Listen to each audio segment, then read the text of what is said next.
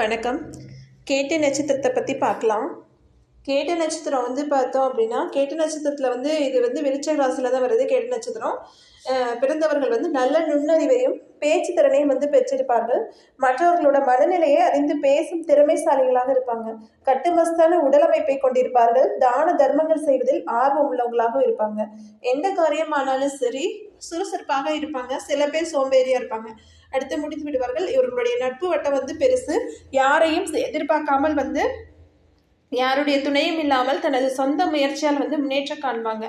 ஆரம்பத்தில் வெகுளியா இருந்தாலும் பின்னர் விவேகியாக மாறும் குணம் கொண்டவர்கள் இவர்கள். ஆரம்பத்தில் பார்த்தீங்கன்னா சின்ன வயசுலலாம் பார்த்தீங்கன்னா ஒரு வெகுளியாக தான் இருப்பாங்க. அதுக்கப்புறம் பார்த்தீங்கன்னா அவங்க வாழ்க்கையில் பட்ட கஷ்டம் அந்த மாதிரி மாத்திரும் அவங்கள. விவேகியாக மாறும் குணம் கொண்டவர்கள். அடுத்து சண்டை சச்சரவங்களை விரும்ப மாட்டாங்க. எந்த ஒரு விஷயத்தையும் எளிதில் கிரகித்துக் கொள்வார்கள். எதிலும் எச்சரிக்கையா உணர்வோடு செயல்படுவாங்க. எதா இருந்தாலும் முன்கூட்டியே செஞ்சு வச்சுக்குவாங்க. அடுத்து வேலையா இருந்தாலும் சரி, தொழிலா இருந்தாலும் சரி வெற்றி பெறுவார்கள். அடுத்து தூய்மையான குணமும் நாசுக்காக பழக்க வழக்கங்களையும் கொண்டவர்கள். தெய்வ பக்தியும் இருக்கும் அவங்கள்ட்ட என்பதால் மனதில் உள்ளதை யாரிடமும் வெளிப்படுத்த தெரியாது. அதாவது மனசுல ஏதாவது ஒழிச்சு வச்சுக்குவாங்க. அப்படியே ஓப்பனாக சொல்லவே மாட்டாங்க, மனசுக்குள்ளே வச்சுக்குவாங்க. அடுத்து எந்த செயலையும் அர்ப்பணிப்போடு செய்து வெற்றி பெறுவார்கள். எல்லாத்துக்கிட்டையும் ஒரு பணிவோடு தான் இவங்க இருப்பாங்க.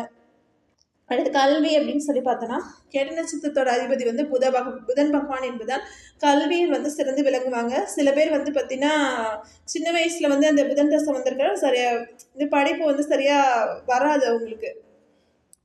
அந்த நேரத்தில் பார்த்தீங்கன்னா படிக்க வராது.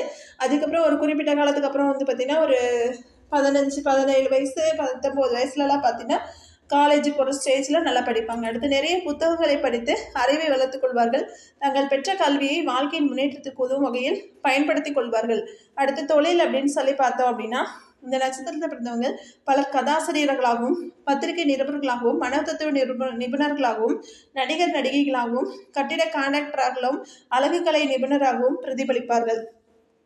அடுத்து புகைப்படம் எடுக்கும் துறை, கம்ப்யூட்டர் துறை, LIC, அரசு வங்கி, தனியார் நிறுவனம் போன்றவற்றிலும் இவங்க இருப்பாங்க.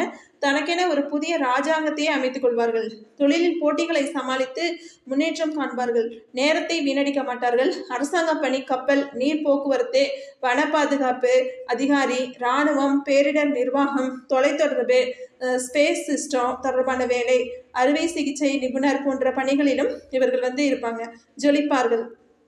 அடுத்து குடும்பம் அப்படின்னு சொல்லி பார்த்தோம் அப்படின்னா, கேட்டை நட்சத்திரத்தில் பிறந்தவங்க நல்ல குடும்பத்தில் பிறந்து வளரும் யோகம் உடையவர்கள். முன்கோபியாக இருந்தாலும் மலர்ந்த முகமும் இனிமையான புன்னகையும் கொண்டவர்கள்.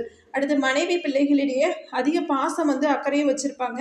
சில பேர் பெற்றோரை பிரிந்திருப்பார்கள். கேட்டை நட்சத்திரம் பார்த்தீங்கன்னா சேட்டனுக்கு ஆகாது அப்படின்னு சொல்லிட்டு பார்த்தீங்கன்னா தந்தையை விட்டு தாய் கூடயே வசிக்கிறதுக்கான சூழலையும் இவங்களுக்கு இருக்கும். அடுத்து நிறைய பேருக்கு காதல் திருமணம் நடைபெறும் வாய்ப்பு அமையும். இருப்பதை வைத்து திருப்தி அடைவாங்க. பாரம்பரியமிக்க குடும்பத்தை சேர்ந்தவர்கள் என்பதால் நற்குணங்கள் இவங்கள்ட்ட அதிகமாக இருக்கும். அடுத்து ஆரோக்கியம் அப்படின்னு சொல்லி பார்த்தோன்னா, இந்த நட்சத்திரத்தில் பிறந்தவங்க பிறப்பிலே நல்ல ஆரோக்கியத்தை பெற்றிருப்பார்கள்.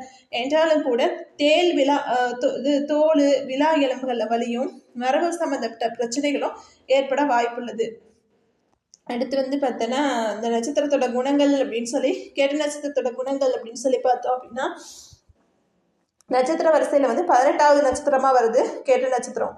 இது புதனக்குடிய நட்சத்திரம் அப்படிங்கிறதுனால 2வது நட்சத்திரமாக வரும் கேட்டை விருச்சிக ராசியை சேர்ந்தது தான். இதன் அதிபதி செவ்வாய். இந்த நட்சத்திரக்காரர்கள் மன தைரியம் மிக்கவர்களாக இருப்பாங்க. செவ்வாய் இருக்கிறதுனால தைரியக்காரன் தான்.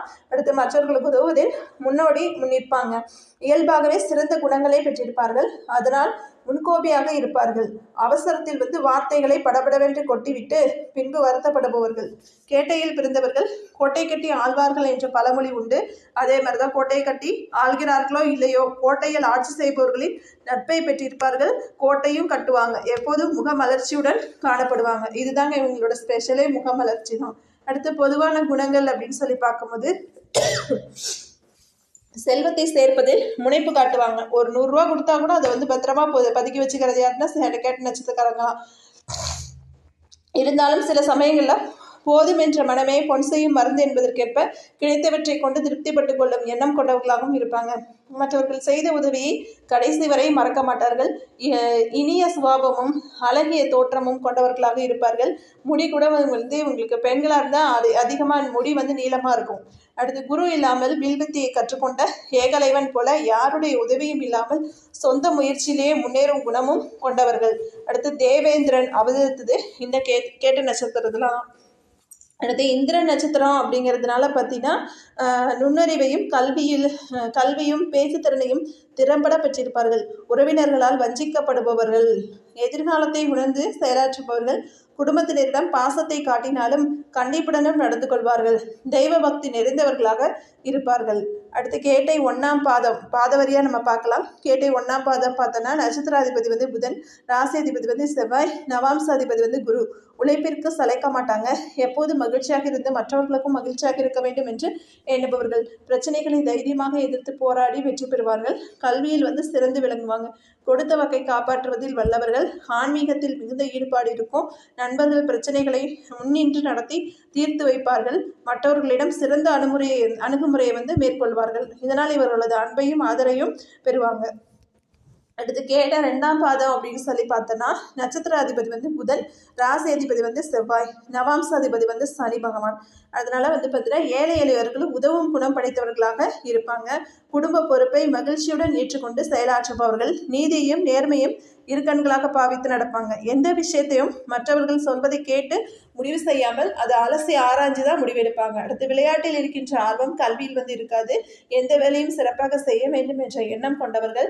முன்கோபத்தால் மற்றவர்கள் மனதை அடிக்கடி புண்படுத்திவிட்டு பிறகு மன்னிப்பு கேட்பார்கள். எப்போதும் சுத்தமாக இருக்க வேண்டும் என்று நினைப்பவர்கள் இவர்கள். அடுத்து கேட்ட 3ஆவது பாதம் அப்படின்னு சொல்லி பார்த்தோன்னா நட்சத்திர அதிபதி வந்து புதன், ராசி அதிபதி வந்து செவ்வாய், நவாம்ச அதிபதி வந்து சனி. கேட்டை 3ஆம் பாதத்துக்கு வந்து நவாம்ச அதிபதியாக விளம்பவர் வந்து கும்பராசி, கும்ப சனின்னு சொல்லுவாங்க. கேட்டையோட 3ஆம் பாதத்தில் நவாம்ச அதிபதியாக விளங்குபவர் கும்பம் சனி. எப்போதும் அமைதியாக இருப்பாங்க. பொறுமையோடும் நிதானத்துடன் நடந்து கொள்வார்கள். சண்டை சச்சரவுகள் வந்து விலகி இருக்க நினைப்பாங்க. காதல் திருமணம் செய்து கொள்ள விரும்புபவர்களாக இருப்பார்கள். முதுகில் குத்துபவர்களை கண்டால் ஒதுங்கி விடுவார்கள். மற்றவர்களை பற்றி புறம் பேசாமல் மனதில் உள்ளவற்றை வெளிப்படையாக பேசும் குணம் படைத்தவர்கள். இயற்கையான உணவு விரும்பியாக இருப்பாங்க. அடுத்து கேட்டை 4ஆம் பாதம் அப்படின்னு சொல்லி பார்த்தோன்னா நட்சத்திர அதிபதி வந்து புதன், ராசி அதிபதி வந்து செவ்வாய், நவாம்சாதிபதி வந்து குரு பகவான். ஒழுக்கத்தை கடைபிடிப்பவர்களாக இருப்பாங்க. எதையும் கராராக பேசுபவர்கள். அன்பும் கனிவும் கொண்டவர்களாக இருப்பாங்க. பெற்றோரிடம் அன்பும் மரியாதையும் கொண்டவர்கள். குடும்ப உறுப்பினரிடம் வெளிப்படையாக நடந்து கொள்வாங்க. உடன்பிறப்புகளின் நலனுக்காக பாடுபடுவாங்க. ஆன்மீக அறிஞர்களோட தொடர்பால் மனம் பண்பட்டவர்களாக விளங்குவாங்க. வீடு, வாகனம் என அனைத்து வசதிகளுடன் மகிழ்ச்சியாக வாழ்வார்கள். அடுத்து கேட்ட நட்சத்திரக்காரங்களோட 4 பாத பரிகாரங்கள் வந்து பார்த்தோம் அப்படின்னா முதல் பாதத்துக்கு எங்க போகணும் அப்படின்னா விராலிமலையில் வீற்றிருக்கும் ஸ்ரீ முருகப்பெருமான வணங்குதல் நன்று. அடுத்த 2ஆம் பாதத்துக்கு வந்து பார்த்தீங்கன்னா பரிகாரம் என்னன்னா திருவேற்காட்டில் வீற்றிருக்கும் கருமாரியம்மனை வணங்குதல் நலம். அடுத்து கேட்டை நட்சத்திரம் 3ஆவது பாத பரிகாரம் வந்து உறையூரில் அருள் பொழியும் ஸ்ரீ கமலவல்லி நாச்சியார் உடனுரை ஸ்ரீ அழகிய மணவாள பெருமானை வணங்குதல் நலம். கேட்டை நட்சத்திரம் 4ஆம் பாத பரிகாரம் வந்து சுவாமிமலை ஸ்ரீ முருகப்பெருமானை வணங்குதல் நலம். கேட்டை நட்சத்திரத்துக்கான கோயில் அப்படின்னு சொல்லி பார்த்தோன்னா அருள்மிகு வரதராஜ பெருமான் கோயில். இது தஞ்சாவூர்ல இருந்து கும்பகோணம் செல்லும் வழியில் 13 கிலோமீட்டர் தொலைவில் உள்ள பசுபதி கோயில் பேருந்து நிறுத்தத்தில் இருந்து 1/2 கிலோமீட்டர் தூரத்துல இந்த கோயில் இருக்கு. கேட்டை நட்சத்திரக்காரங்கள் தங்களது ஜாதக தோஷங்களை நீக்க இங்கு வந்து வழிபடுகின்றனர். நன்றி, வணக்கம்.